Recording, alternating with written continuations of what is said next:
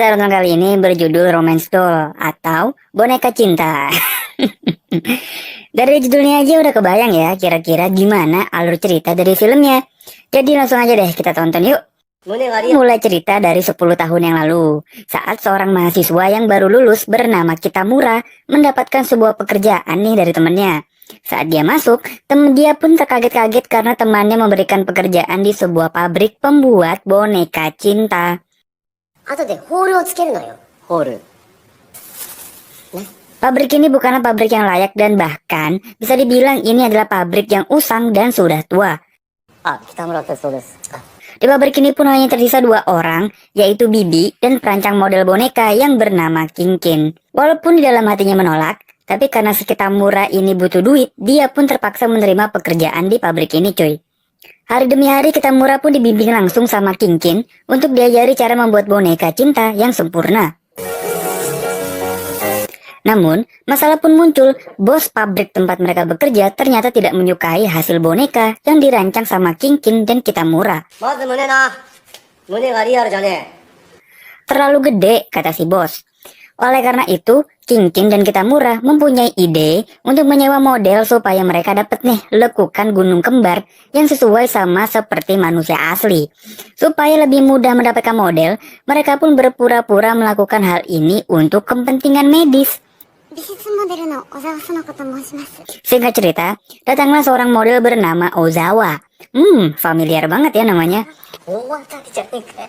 Paras cantik yang dimiliki Ozawa membuat Kitamura dan Kinkin malah jadi sama-sama gugup. Mereka pun harus melakukan suit bantu gunting kertas untuk menentukan siapa yang akan mengeksplorasi gunung kembarnya Ozawa, cuy. よろしくお願いします。 Akhirnya Kitamura lah yang harus melakukan tugas suci ini. Pelan-pelan dia pun melumuri gunung kembarnya Ozawa dan lembahnya juga dengan cairan yang akan membuat pola lekukan gunung kembarnya Ozawa ini. Namun, Kinkin merasa kalau cuma pakai cairan doang nih kurang paten lekukannya gitu kan. おっぱいバカにすんな。 Makanya Kinkin pun langsung meminta Ozawa untuk boleh deh gunungnya dipegang sama si Kitamura.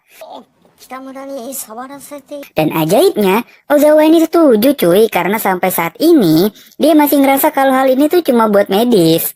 Kitamura pun akhirnya dengan terpaksa menjamah gunung kembar Ozawa yang... 天国ってこんなところにあったんだ。 Sudahlah. Singkat cerita, mereka pun selesai dan Ozawa pun pamit dari mereka berdua. Namun ternyata, antingnya Ozawa ini ketinggalan di pabrik cuy. Makanya, Kitamura pun langsung lari terbirit-birit ngejar Ozawa sampai ke stasiun. Nah, sesampainya di sana, Kitamura pun tanpa basa-basi langsung mengungkapkan kalau dia ini suka sama Ozawa. あなたのことが好きです。 Dan Ozawa pun tanpa pikir panjang langsung deh dia menerima cintanya Kitamura. Hari-hari berikutnya Kitamura, Kinkin, dan Ozawa sering menghabiskan waktu untuk makan bersama.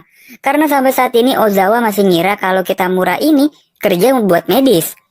Jadi dia meminta sama Kinkin untuk nyeritain deh yang sebenarnya apa yang mereka berdua nih lakuin di pabrik itu. Tapi entah kenapa Kinkin gak enak hati menceritakan yang sebenar-benarnya sama Ozawa. Nah, hasil penjelajahan gunung kembarnya Ozawa ini ternyata memuaskan hati sang bos pabrik tempat mereka bekerja. Singkat cerita, dalam waktu singkat ya, boneka cinta yang terinspirasi dari gunungnya Ozawa ini laku keras. Dan menjadi fenomena di kalangan pria jomblo dan kesepian di Jepang. Di sisi lain, hal ini membuat Kitamura jadi makin galau banget. Dan singkat cerita, mereka berdua pun nikah cuy.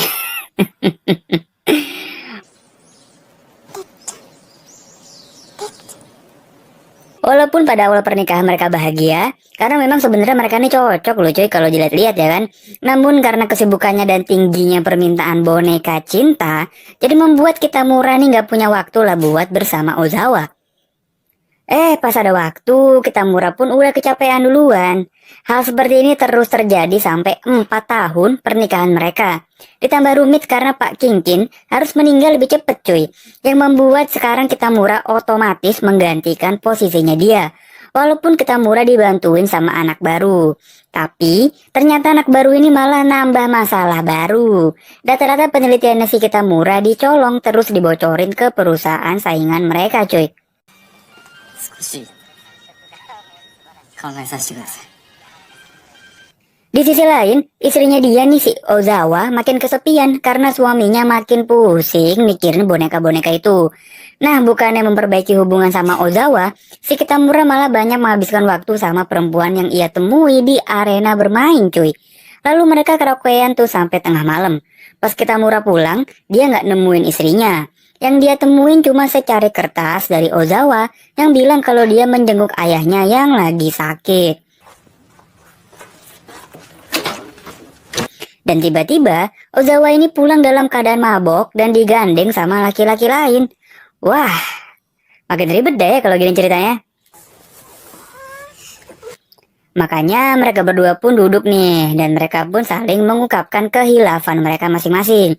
Yaitu Kitamura akhirnya cerita kalau dia ini abang-abang tukang boneka cinta. Begitu juga dengan dia kemarin hilaf udah karaokean sama mbak-mbak gemes yang ia temui di arena bermain. しました。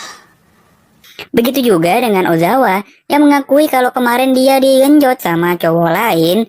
Ya habis gimana ya? Kesepian sih ya. でしょそんなの。自分もでしょ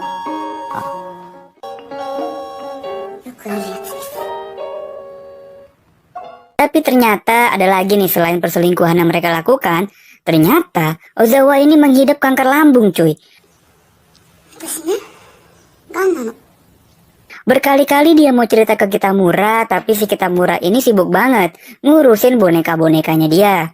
Makanya Ozawa pun memilih ngurusin dirinya sendiri. Mengetahui istrinya kena kanker, Kitamura pun lebih banyak menghabiskan waktu menemani Ozawa di rumah sakit. Tidak ada kata terlambat untuk meminta maaf dan membangun kembali rumah tangga mereka yang udah di ujung tanduk. Apalagi Ozawa berniat bercerai dari Kitamura. Karena dampak dari kankernya dia nih udah nggak bisa punya anak lagi, cuy. だって私もう子供産めない。 Tapi Kitamura pun tidak masalah. Yang penting adalah kesehatannya Ozawa. 俺子供が欲しいからその子と結婚したわけじゃないよ。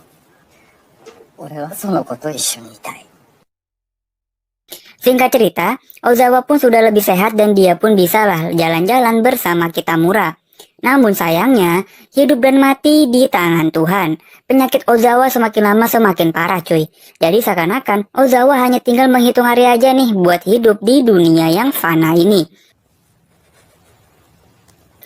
Karena tahu hidupnya udah gak lama lagi ya, Ozawa pun dia ingin dirinya bisa abadi dan dinikmati sama Kitamura walau nanti udah meninggal.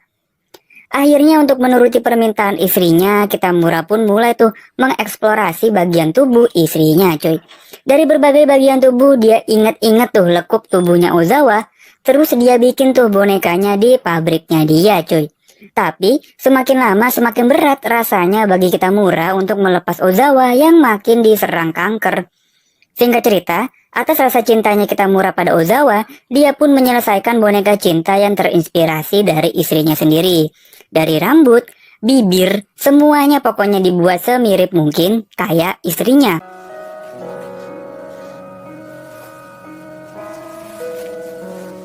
Tapi ya namanya boneka mau dibuat semirip apapun, tidak akan pernah sesempurna aslinya. あの犬の名前。